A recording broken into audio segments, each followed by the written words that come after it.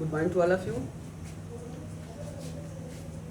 Today we are going to start a new topic that is about the history of Magadha dynasty. And as you know that in the Magadha dynasty there was a famous king who is known as Mahapad Nand, who was the founder person of Nand dynasty. So today's topic is about the life and achievements of Mahapad Nand, the famous ruler, the founder person of Nand dynasty. He was the founder person of this dynasty, and this was the first universal dynasty in Indian history, in which not only the northern Indian part, basically Magadha dynasty, Magadha territories of Magadha region, but also the southern part of India were also included in this empire. So it was the first empire of Indian history in which almost the whole territory of Indian history were included in its empire. So in this way हम देखते हैं कि जो मगध साम्राज्य का विस्तार हुआ, उस मगध साम्राज्य के विस्तार में महापद्मनंद जो नंद वंश के संस्थापक थे, उनका महत्वपूर्ण योगदान है। महापद्मनंद के बारे में हमारे पास there are so many historical sources, so many other sources that reveal the history about Mahapadmananda Magadha साम्राज्य के विस्तार में नंद डायनेस्टी जो है, यह बिंबसार वंश मतलब हर्यक वंश, उसके पश्चात आपका शिशुपाल वंश, शिशुनाग वंश, और शिशुनाग वंश के पश्चात जो तीसरा आपका आता है नंद वंश, उसी के संस्थापक आपके महापद्मनंद हैं, जिन्होंने एक बड़े साम्राज्य की स्थापना किया। और नंदों के अधीन, खासकर महापद्मनंद के अधीन पहली बार भारत में उत्तर भारत और दक्षिण भारत को एकीकृत करके एक विशाल साम्राज्य की स्थापना हुई। भारत में पहली बार अखिल भारतीय राज्य की स्थापना का श्रेय भी महापद्मनंद को दिया जाता है। तो नंद वंश भारत का प्रथम अखिल भारतीय राज्य माना जाता है, जो आगे चलकर जिसकी पृष्ठभूमि पर मौर्य साम्राज्य का खाका स्थापित हुआ। मौर्य साम्राज्य जो है एक विशाल साम्राज्य के रूप में अपने आप को स्थापित करने में सफल हुआ। ठीक है, तो अगर हम महापद्मनंद को देखें तो महापद्मनंद के बारे में हमारे पास बहुत सारे सोर्सेज हैं जो उनकी जानकारी बताते हैं। महापद्मनंद को पुराणों में महापद्म कहा गया है, ठीक है, जबकि इन्हें महाबोधि वंश में उग्रसेन कहा गया है। उग्रसेन इसलिए, उग्रसेन का तात्पर्य होता है अत्यधिक सेना रखने वाला, ठीक है, अत्यधिक सेना रखने वाले को कहते हैं उग्रसेन। इन्हें कलि का अंश भी कहते हैं, इन्हें भार्गव भी कहते हैं, इन्हें द्वितीय परशुराम भी कहते हैं, और इनको सर्व छत्रांतक, सभी क्षत्रियों का विनाश करने वाला भी कहा जाता है। तो इनको द्वितीय परशुराम के दूसरे अवतार, भार्गव, कलि का अंश और सर्व छत्रांतक भी कहा जाता है। एक चीज और यहाँ रखना है कि S C Ray Chaudhuri, the historian S C Ray Chaudhuri has compared Samudragupta with सर्व छत्रांतक।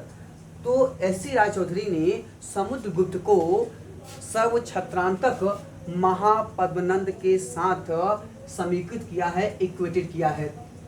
आगे देखते हैं। If you go through the sources of history, we find firstly in Puran we find some information about this dynasty. पुराणों में नंदों को निम्न कुल का बताया गया है, नंदों को शूद्र घोषित किया गया है। और पुराणों में अन्य जो उनके टीकाकार हैं, जैसे विष्णु पुराण के टीकाकार हैं Shridhar Swami, the critical commentator of Vishnu Purana was Shridhar Swami. इन सब से बारे में भी हमको महत्वपूर्ण जानकारी प्राप्त होती है। तो Mahapadmananda is also known as the Ekarat, as the first Ekarat of Indian history. एकराट का उदाहरण क्या है? एकराट का उदाहरण यह है कि वैदिक काल में जो थियोरी ऑफ किंगशिप, राजत्व का विकास हुआ, उस राजत्व की अवधारणा में दिशाओं के आधार पर भी राजाओं के राज्य के और उनके साथ प्रमुख यज्ञों को संपृक्त कर दिया गया, इक्वेटेड कर दिया गया, जोड़ दिया गया। इस क्रम में माना गया कि जो उत्तर में राजा होगा that will be known as Virat. जो आपका साउथ में राजा होगा वह आपका भोज कहलाएगा। जो मध्य का राजा होगा वह आपका राजा कहलाएगा। और साथ ही साथ जो ईस्ट में पूर्वी क्षेत्र में राजा होगा वह आपका सम्राट होगा। और जो पश्चिम के क्षेत्र में होगा वह आपका स्वराट होगा। तो यह राजत्व की अवधारणा में राजाओं के निम्न आपके प्रमुख नाम हैं। अच्छा, अब और थोड़ा देखते हैं। इसके बाद अगर देखा जाए तो इनके साथ ही ये माना गया कि जो चारों दिशाओं का राजा होगा, ठीक है, who will occupy all the region are the region of every side that will be known as एकराट। तो एकराट कौन होगा? एकराट वह व्यक्ति होगा जो चारों दिशाओं का विजेता होगा। चारों दिशाओं का राजा या विजेता वो क्या कहलाएगा? एकराट। तो महापद्मनंद को भारतीय इतिहास में प्रथम एकराट माना जाता है। ओके, अगर शासन के दृष्टिकोण से देखें तो नंदों ने लगभग मोटे तौर पे प्रोबेबली इन लोगों ने 344 ईसा पूर्व से लेकर 322 ईसा पूर्व के आसपास तक शासन किया, क्योंकि 322 ईसा पूर्व में चंद्रगुप्त मौर्य के गद्दी पे बैठने का उल्लेख मिलता है। जिसकी पुष्टि कहाँ से होती है? इसकी पुष्टि होती है जब सिकंदर की मृत्यु के पश्चात 323 में उनके उत्तराधिकारियों में साम्राज्य बंटवारे को लेकर एक संधि हुई, जिसका नाम था ट्रिपरेंडिस की संधि, जो हुई थी 323 बीसी में। और उसके बाद उसके 2 वर्ष पश्चात 321 बीसी में एक और संधि हुई जिसका नाम है ट्रेटी ऑफ बेबीलोन की संधि। तो ट्रिपरेंडिस की संधि में विचित्र भारतीय प्रदेशों की चर्चा तो मिल रही है, लेकिन हमको बेबीलोन की संधि में फिर इसका उल्लेख नहीं मिलता है। इससे पता चलता है कि इस समय तक भारत में नंदों की सत्ता समाप्त हो चुकी थी और नंदों की सत्ता के पश्चात मौर्य वंश की स्थापना हो चुकी थी। तो इस आधार पे 322 बीसी जो होगा that will be the last ruling time of Nand dynasty. नंदों का यहाँ पे पतन हो चुका होगा, क्योंकि यह समय जो है that was the starting of the rule of Chandragupta Maurya and or you can say that was the beginning era of Mauryan dynasty। Okay, तो यहाँ से हमको महत्वपूर्ण जानकारी मिल रही है। तो आप यहाँ पे ट्रिपरेंडिस की संधि का भी उल्लेख कर सकते हैं। ट्रिपरेंडिस की संधि 323 BC after the demise of सिकंदर Alexander the treaty took place and second is the treaty of Babylon की संधि 321 बीसी। ओके, अगर if you go through the sources of history in Puranas we find that Puranas in the accounts of Purana Nanda rulers have been depicted as Shudras. इनको शूद्रों के रूप में उल्लेखित किया गया है। और पुराणों में जो इनका उल्लेख मिलता है, चाहे विष्णु पुराण है, विष्णु पुराण में हम देखते हैं इसमें उल्लेख मिला है कि महानंदी कौन थे? That was the last ruler of Shishunaga dynasty. कहा गया कि जो महापद्म थे, महापद्म नंद शिशुनाग वंश के अंतिम शासक महानंदी की एक शूद्रा स्त्री थी, शूद्रा पत्नी थी, उनसे उत्पन्न हुए थे। तो उनको शूद्र सिद्ध करने का यहाँ पे प्रयास किया गया है।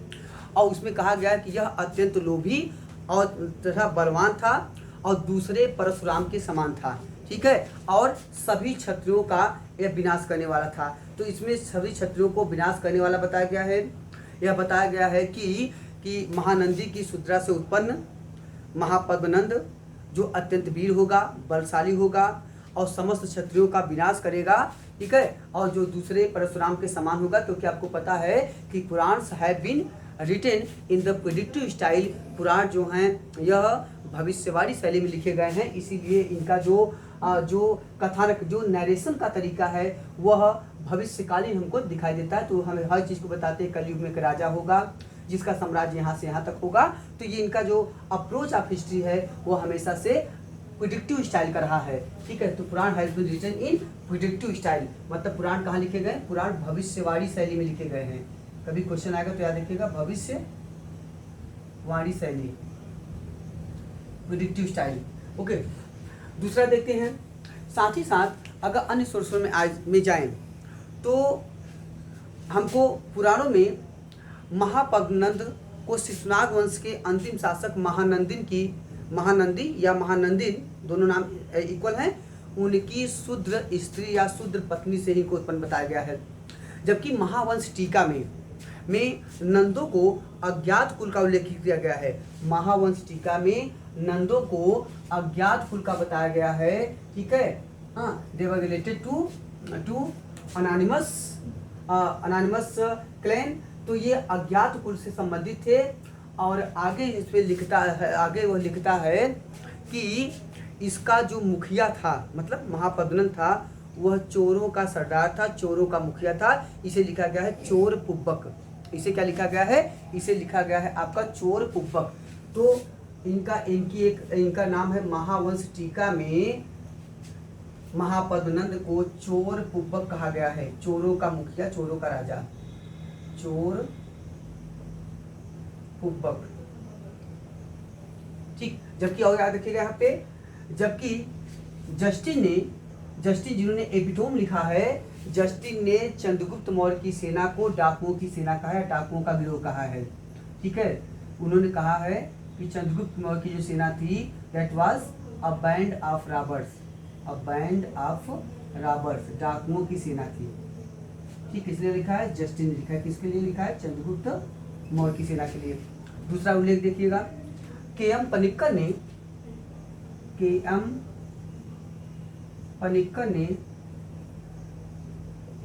ने 1765 से लेकर 1772 के द्वैत शासन, जो डायरकी सिस्टम है, बंगाल में लागू हुआ था, बंगाल, बिहार, उड़ीसा में, उस दौर के समय को बंगाल में डाकू राज्य का काल कहा है। क्या कहा है? डाकू राज्य। जबकि विंसेंट स्मिथ ने शिवाजी के राज्य को डाकू राज्य कहा है। चलिए आगे देखते हैं क्वेश्चन। ओके, अब आते हैं परसिस्ट पर्वन में। परसिस्ट पर्वन में भी जो हमको रूट ऑफ नंदास मिलता है, उसमें भी यही उल्लेख मिलता है कि महापद्मनंद जो था, महापद्मनंद के बारे में जानकारी मिलती है, और उसे वहाँ पर भी उसे निम्न कुल का सिद्ध करते हुए उसे नापित दास के रूप में उल्लेखित किया गया है। नापित दास, इसका मतलब क्या होता है? आपका नाई का दास। तो मतलब वहाँ भी उसको निम्न कुल का ही व्यक्त किया गया है। और अगर फॉरेन अकाउंट्स में जाएं तो फॉरेन अकाउंट्स में हम पाते हैं, फॉरेन अकाउंट्स में एक तो हैं कर्टियस, जिनका पूरा नाम है क्विंटस कर्टियस रूफस। तो जो आपके कर्टियस हैं, कर्टियस ने इनका उल्लेख किया है, और कर्टियस ने अपनी किताब, उन्होंने जो ग्रंथ लिखा है उसका नाम है history of Alexander the great. तो history of Alexander the great में क्विंटस कर्टियस रूफस करता है, उसने उल्लेखित किया है। इसकी किताब का नाम है हिस्ट्री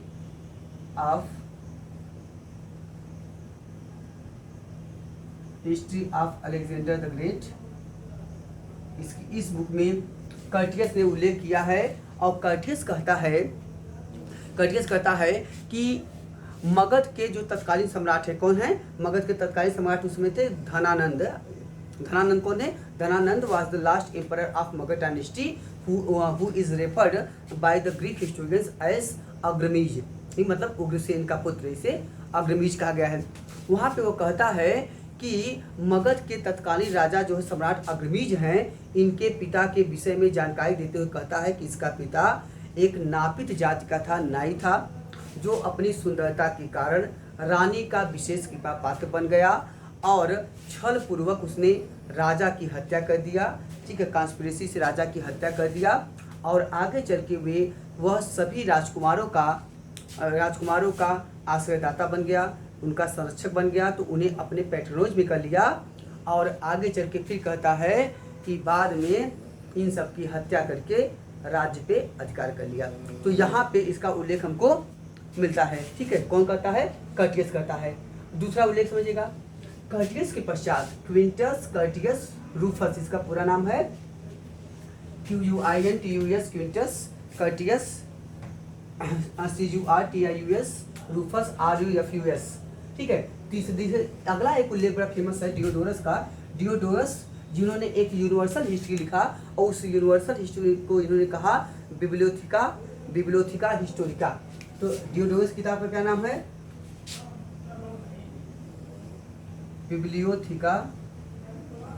बिब्लियोथिका हिस्टोरिका। ठीक, ये किताब है बिब्लियोथिका हिस्टोरिका, BIBLIOTHECA। तो बिब्लियोथिका हिस्टोरिका में वह कहता है, इसी कहानी को वो थोड़ा सा चेंज करके बताता है। वह कहता है कि धनानंद का जो नापित पिता था, वह अपनी सुंदरता के कारण रानी का विशेष कृपा पात्र बन गया और फिर रानी को अपने बस में कर लिया और रानी ने वृद्ध पति राजा की हत्या करा दिया और हत्या करा के अपने प्रेमी महापद्मनंद को गद्दी पे बैठा दिया। देखिए, दोनों में बस एक उल्लेख अलग है। नापित पिता का उल्लेख कर्टियस भी करता है, नापित पिता का उल्लेख डियोडोरस भी करता है, बट दोनों में मूल अंतर क्या है? कर्टियस कहता है कि इसका जो नापित पिता था, यह रानी को अपने बस में किया अपनी सुंदरता के कारण और अंततः सभी राजा की हत्या करके राजकुमारों को अपने नेतृत्व में शासक बनाया, उसके बाद उनकी हत्या करके गद्दी पर अधिकार कर लिया। तो राजा की हत्या किसने किया? महापद्मनंद नापित पिता के लिए कहता है। डियोडोरस कहता है कि राजा की हत्या किसने किया? कहता है कि रानी ने राजा की हत्या करा दिया। तो मतलब यहाँ पे डियोडोरस में राजा की हत्या कराने का जो ओनस है, जवाबदेही है, वह दिया गया है रानी को और कर्टियस ने दिया है महापद्मनंद को। तो ये दोनों मूलभूत यहाँ पे अंतर हमको देखने को मिलता है। इसके पश्चात आते हैं, अगला है, आगे देखिए। तो कुल मिला के हमारे पास जो सोर्स प्राप्त होते हैं उससे यह पता चलता है कि महापद्मनंद जो था निश्चित तौर से निम्न जाति का था या शूद्र रहा होगा और उसके बाद उसने शिशुनाग वंश के अंतिम शासक को की हत्या करके रानी को अपने बस में करके साम्राज्य पे अधिकार किया होगा। यह कमोबेश इन उल्लेखों से हमको प्रमाणित होता है। अब आते हैं थोड़ा सा शासक बनने के पश्चात उसने साम्राज्यवादी गतिविधि स्थापित किया। उस इम्पीरियलिज्म की प्रक्रिया के अंतर्गत उसने कई युद्ध किए। इनकी जानकारी कहाँ से मिलती है? इनकी जानकारी हमको मिल रही है कलयुग राज वृत्तांत से। ठीक है, अभी हाथी गुम्फा अभिलेख से भी इनके बारे में जानकारी मिलती है, खारवेल का आर्यमंजूषी मूलकल्प से मिलती है। अभी इनकी चर्चा करेंगे और भेनसांग भी इनका उल्लेख करता है, उनकी चर्चा करेंगे। भेनसांग का जो उल्लेख है वो यही है कि भेनसांग ने पाटलिपुत्र में, ठीक है, पाटलिपुत्र में पांच स्तंभों का वर्णन किया है। ठीक है, हाँ, इससे 5 स्तंभ क्या है, 5 स्तूपों का उल्लेख किया है। तो भेनसांग जिन्होंने किताब लिखी है सियुकी का अंग्रेजी अनुवाद आगे चल के किया गया, सैमुअल बिल ने किया Buddhist record of western world के नाम से, Buddhist record of western world के नाम पे किया गया। सियुकी का अंग्रेजी अनुवाद है सियुकी, ठीक है, अंग्रेजी अनुवाद किया गया सैमुअल बिल के द्वारा। इनके उल्लेख से यह प्रमाणित होता है कि संभवतः इन्होंने जो 5 स्तूप देखे थे उसके बारे में कहता है कि यह नंद राजा के 7 बहुमूल्य पदार्थों के द्वारा संचित थे। इससे पता चलता है कि संभवतः इसका निर्माण नंदों ने या महापद्मनंद ने ही कराया होगा। ओके, दूसरा देखिए, दूसरा आपका कुछ बातें जो होती हैं हमको इनके राज्य विस्तार में सोमदेव के कथा सरित सागर से मिलती है। उसके बाद कुछ जानकारी हमें आर्यमंजूषी मूलकल्प से भी मिलती है। अभी इनकी चर्चा हम लोग स्थान स्थान पे जगह जगह पे करेंगे जहाँ पे इनका इम्पोर्टेंस होगा। ओके, हाथी गुफा अभिलेख का भी उल्लेख भी आएगा इनके कैंपेन्स में, हमको इससे जानकारी मिलेगी। ओके, आइए कलयुग राज वृत्तांत के अनुसार महापद्मनंद ने काशी, कोसल, मतलब कोसल को कोसे लिखा गया है, कोसल, पांचाल, सूरसेन, कुरु, अस्मक, कलिंग, हय, मिथिला, बीतिहोत्र, कुंतल आदि प्रदेशों की विजय किया था और इनकी विजय करने के पश्चात इनको नंद डायनेस्टी में मिलाकर एक बड़े साम्राज्य की स्थापना किया। ठीक है, जिसकी पृष्ठभूमि पे आगे चल के मगध साम्राज्यवाद चरितार्थ हो पाया, जस्टिफाइड हो पाया। तो ये जानकारी हमको कहाँ से मिलती है? इन सब उल्लेखों से प्राप्त हो रही है। अब आते हैं साम्राज्य विस्तार के अगर दृष्टिकोण से देखें तो हमको जो महत्वपूर्ण जानकारी मिल रही है, पहला आपका इसमें है काशी का क्षेत्र। काशी उत्तर प्रदेश का क्षेत्र है आपका। काशी प्राचीन विश्व की प्राचीनतम सांस्कृतिक केंद्रों में से एक माना जाता है, जो विश्व की प्राचीनतम जीवित सांस्कृतिक केंद्र माना जाता है। ठीक है, जो आज भी प्राचीन काल की तरह वर्तमान में भी अस्तित्व में है और जिसका रिलेवेंस आज भी बना हुआ है। तो इसकी काशी की विजय का श्रेय को दिया जाता है, जो कलयुग राज वृत्तांत में मिलता है। दूसरा आपका है कोसल या कोसल विजय की जो पुष्टि है होती है वह हमको, यह कहाँ है कोसल? वर्तमान का जो अवध क्षेत्र है। ठीक है, वर्तमान का जो अवध बेल्ट है, वर्तमान अवध क्षेत्र, ठीक है, यह आपका कोसल क्षेत्र के अंतर्गत आता है, जहाँ प्राचीन काल में बुद्ध काल में एक प्रसिद्ध राजा थे आपके थे महाकोसल और प्रसेनजीत। ठीक है, हाँ, तो वो थे। इस समय जो कोसल का क्षेत्र था जिसमें मुख्यतः हमारे पास एक सोमदेव का कथा सरित सागर है। इसमें उल्लेख मिलता है, यह कहा गया कि अयोध्या के पास नंदों के सैनिक शिविर थे। अयोध्या के पास नंदों के सैनिक शिविर थे। इससे यह सिद्ध होता है कि यह क्षेत्र नंदों के अधीन हो गया था। तो यहाँ पे कथा सरित सागर में हमको नंदों के सैनिक शिविर का उल्लेख मिलता है, जो इस क्षेत्र में इनके अधिकार की पुष्टि करता है। अगला आपका है पांचाल जो है यह जो जनपद है यह मुख्यतः रुहेलखंड का क्षेत्र है, जिसमें वर्तमान में आपका बरेली, बदायूं और फर्रुखाबाद का क्षेत्र आता है। ठीक है, बरेली, बदायूं और फर्रुखाबाद का क्षेत्र आता है। तो इसका तीसरा क्या हो गया? तीसरा क्षेत्र हो गया पंचाल कौन सा क्षेत्र है? रुहेलखंड का क्षेत्र है। ठीक है, कंटेम्परेरी रुहेलखंड। हाँ, basically this territory was expanded over extended in the modern areas of Bareilly, Badaun and Farrukhabad.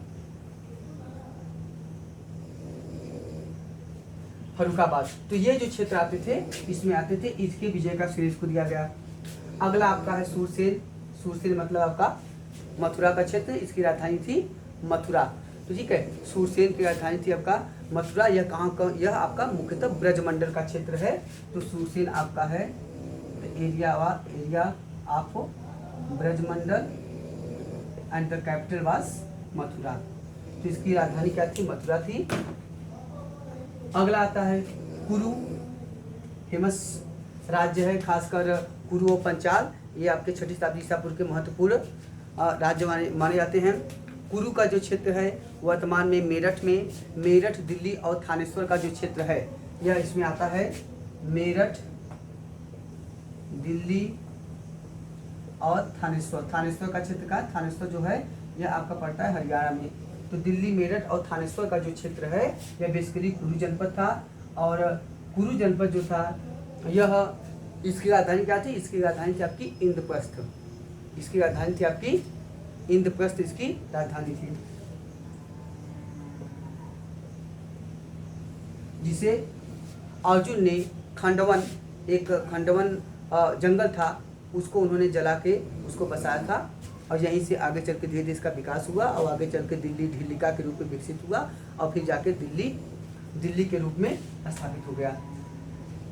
ठीक है, ढिल्लिका की स्थापना किया था बिलान देव ने। बिलान देव का नाम है अनंगपाल तोमर, उनका उपाधि है बिलान देव, ये क्वेश्चन पूछा गया है।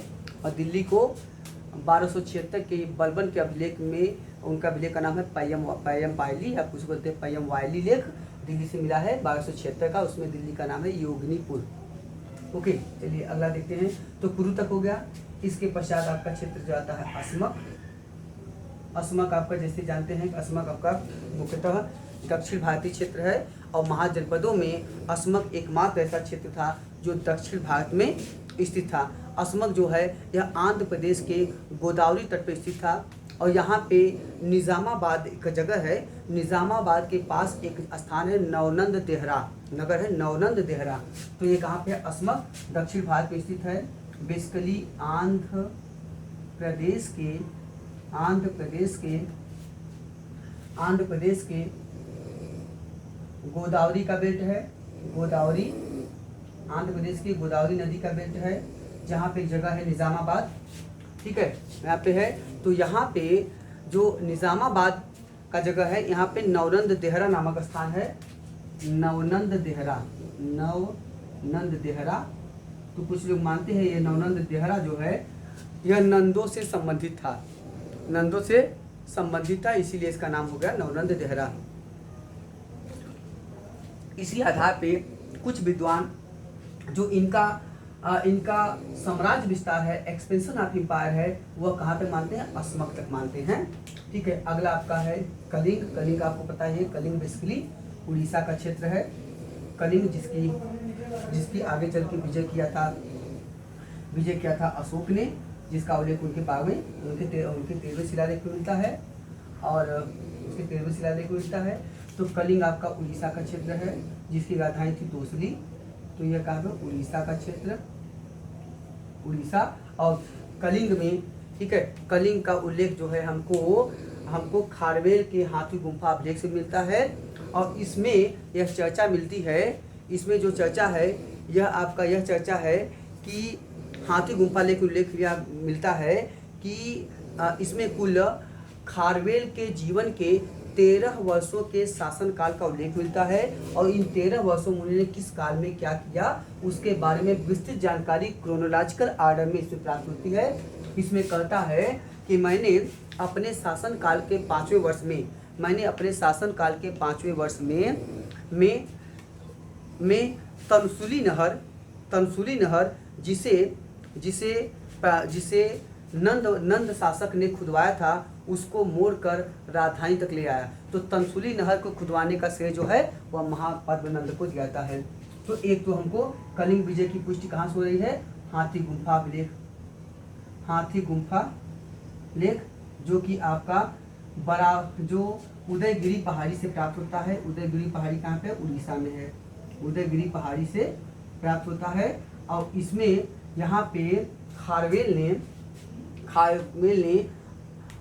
खारवेल ने कई गुफाओं का निर्माण कराया था उदयगिरी पहाड़ी में, जैसे आपका हाथी गुम्फा, रानी गुम्फा, मंचन गुम्फा, नौमुन गुम्फा, गणेश गुम्फा आदि।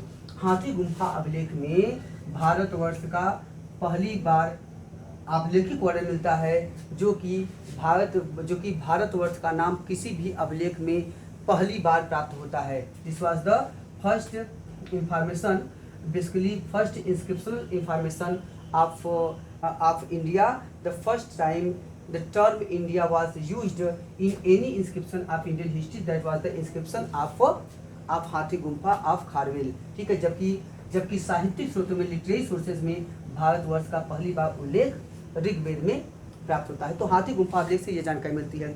अच्छा, हाथी गुम्फा अभिलेख से फिर वो जानकारी मिलती है, कहता है कि मैंने अपने शासनकाल के 12वें वर्ष में जब उत्तरापथ अभियान का उत्तर भारत को आक्रांत किया, और यहाँ पाटलिपुत्र तक उसके पहुँचने का उल्लेख मिलता है। और साथ ही साथ यह कहता है, कौन? खारवेल कहता है कि इसके बाद कहता है कि मैं इस अभियान में में वह उस जिन प्रतिमा को भी वापस लाया। किस समझिएगा, यह कब कौन सा है, तंसुली नहर का उल्लेख शासन काल के 5वें वर्ष में करता है। तंसुली नहर का उल्लेख खारवेल शासन काल के 5वें वर्ष में करता है, जबकि जिन प्रतिमा को लाने का उल्लेख करता है शासन काल के 12वें वर्ष में। 12वें वर्ष में कहता है कि मैंने इस अभियान के बाद वह जिन प्रतिमा भी राजधानी लेते आया, जो प्रतिमा 300 वर्ष पहले नंद शासक कलिंग से ले गए थे। तो इनके 300 वर्ष पहले अगर खारवेल का जो उल्लेख देखें तो खारवेल आपके जो हैं प्रथम शताब्दी के हैं, उनसे 300 वर्ष में अगर देखें तो आपका जो उल्लेख मिलता है, यह उल्लेख लगभग 300 वर्ष पहले आपका 344-43 अगर देखें तो लगभग 344 के बाद पड़ता है। उसके जस्ट 300 वर्ष बाद खारवेल का समय है। तो दोनों इसके और खारवेल के जस्ट 300 वर्ष पहले महापद्मनंद का समय मिलता है। इससे पता चलता है कि जिन प्रतिमा को वहां से ले जाने और कलिंग को विजय किया था महापद्मनंद ने। तो यहाँ से पुष्टि होती है। दूसरी बात देखते हैं तो कलिंग विजय की पुष्टि को हाथी गुम्फा अभिलेख से प्राप्त हो रही है। अगला देखते हैं, अगला एक है आपका है राज्य। है राज्य क्या है, है राज्य मुख्यतः नर्मदा नदी के मुहाने पर स्थित है। यह मुख्यतः बेल्ट कहाँ पे है, यह आपका मध्य प्रदेश का बेल्ट है। और यह इसकी राजधानी क्या थी, इसकी राजधानी थी माहिष्मती। तो आपके इसकी राजधानी है माहिष्मती। यह कहाँ पे है, नर्मदा नदी का बेल्ट है, नर्मदा नदी का क्षेत्र है। और यहाँ से जो माहिष्मती है, यही आपके बाहुबली फिल्म का कथानक भी लिया गया है। और आगे बढ़ते हैं। अगला आपके मिथिला कहाँ पे है। मिथिला का जो क्षेत्र है, यह वर्तमान में नेपाल के जनकपुर को माना जाता है। जो नेपाल का जनकपुर है, यहाँ से माना जाता है कि यही आपका जो जगह है, यह मिथिला है। और यहीं की सीता जी को भी माना जाता है। तो ओके मिथिला आपका यह हो गया। अगला देखते हैं, एक है बीतिहोत्र। बीतिहोत्र जो जगह है, यह माना जाता है कि यह संभवतः बीतिहोत्र जगह जो है, यह संभवतः अवंती का जो क्षेत्र है, अवंती प्रदेश जो है, अवंती और नर्मदा नदी के बीच का जो क्षेत्र है, इन्हीं के क्षेत्रों में बीतिहोत्र का राज्य था और जिसे इसने जीता था। तो संभवतः अवंती और नर्मदा के बीच के क्षेत्रों में हयों ने राज्य स्थापित किया था, छोटा सा। अगला है आपका कुंतल प्रदेश। कुंतल प्रदेश बेसिकली कहाँ पे है, कुंतल प्रदेश आपका कर्नाटक का क्षेत्र है, मैसूर का क्षेत्र है।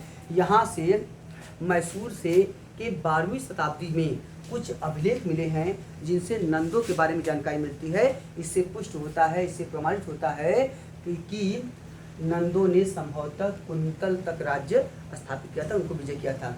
कुंतल प्रदेश का एक उल्लेख और मिलता है। माना जाता है कि कालिदास ने कुंतल प्रदेश में जाकर वहाँ पे एक ग्रंथ लिखा था, जिसका नाम है कौंतलेश्वर दौत्य।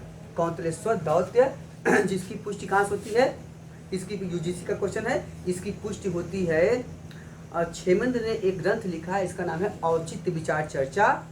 और राजा भोज के श्रृंगार प्रकाश से यह पुष्ट होता है, प्रमाणित होता है कि कालिदास ने एक ग्रंथ लिखा था कौंतलेश्वर दौत्य, कहाँ पे, कुंतल प्रदेश में जाकर।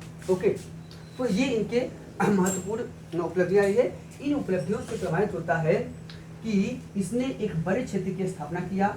इसने इसका जो एक्सटेंशन ऑफ एम्पायर था, यह काफ़ी क्षेत्र में विकसित था। और इसमें उत्तर भारत, पश्चिम भारत का क्षेत्र, पूर्वी भारत का क्षेत्र और दक्षिण भारत के भी कुछ क्षेत्र समाहित थे। लेकिन पूर्वी भारत के बड़े भूखंड जो थे, इनमें हमको समाहित मिलते हैं। पूर्वी भारत के क्षेत्रों को पूर्वी भारत के क्षेत्रों को जीतने के कारण ही यह माना जाता है कि जब नंदों के पश्चात मौर्यों का समय आया, खासकर चंद्रगुप्त मौर्य, सेंड्रोकोटस जिसे यूनानी सूत्र में कहा गया है, उसने जो अपना राज्य स्थापित किया नंदों को पराजित करने के बाद। नंदों के पश्चात जब उसने राज्य स्थापित किया तो पूर्वी भारत का जो विचित्र क्षेत्र था, जिसे जिसे महापद नंद ने जीता था वह क्षेत्र उसे वैसे ही प्राप्त हो गया, उसे इतनी आसानी से मिल गया जिससे उसका जो मौर्य साम्राज्यवाद की अवधारणा है वह आसानी से स्थापित हो सकी। और पश्चिमी जो बेल्ट है जहाँ पे सिकंदर ने पहली बार पॉलिटिकल यूनिफिकेशन करने का प्रयास किया था, वह क्षेत्र भी सिकंदर के जाने के पश्चात, उसके प्रत्यावर्तन after the retreat of Alexander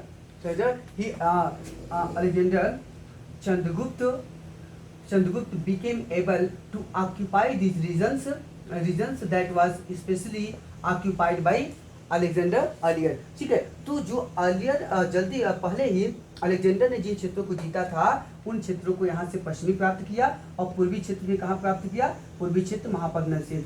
इसीलिए इतिहासकार रायचौधरी कहते हैं, SC रायचौधरी का कथन है, वह कहते हैं कि जो कार्य चंद्रगुप्त मौर्य के लिए पूर्वी भारत में महापद्मनंद ने किया अगर पूर्वी भारत में महापद्मनंद चंद्रगुप्त मौर्य का अग्रज था तो वह काम पश्चिमोत्तर भारत में सिकंदर महान ने स्वयं यह काम किया था और स्वयं उसके अग्रज की भूमिका निभाई थी। तो मतलब है कि जो मौर्य साम्राज्यवाद आया उस मौर्य साम्राज्यवाद में महापद्मनंद का विशेष योगदान रहा और सिकंदर के पश्चात जो पराजित क्षेत्र थे और जिन क्षेत्रों को उसने अपने उपनिवेश के रूप में इंटीग्रेटेड कर दिया था, इन दोनों क्षेत्रों को हिमालय प्रदेश के राजा प्रवर्तक की सहायता से चंद्रगुप्त ने और चाणक्य की कूटनीति के माध्यम से इनको जीतकर एक बड़े साम्राज्य की स्थापना की गई और इसी